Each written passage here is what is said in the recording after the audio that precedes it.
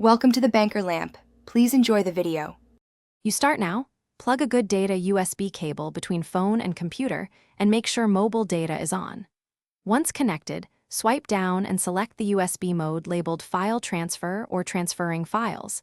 This establishes the raw link and allows the PC to detect the device. Make sure the phone isn't in power save or a data cap state, because tethering requires continuous background data.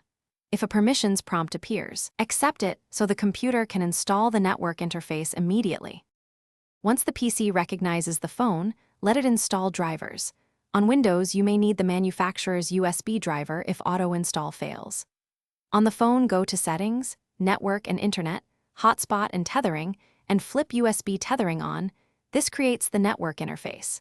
Make sure any phone VPN is off so traffic flows through the cellular link, and check your PC's network connections to enable the new adapter. If DHCP doesn't assign an address, set the adapter to obtain IP automatically.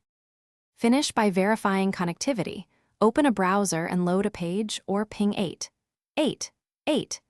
from the command line to confirm packets leave the PC.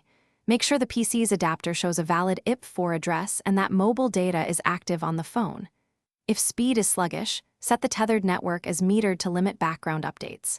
If it fails, toggle USB tethering off and on, switch the cable or USB port, reinstall drivers, and reboot phone and PC. That single fix often resolves driver. Thanks for watching. If this was helpful, leave a like and consider subscribing. See you next time.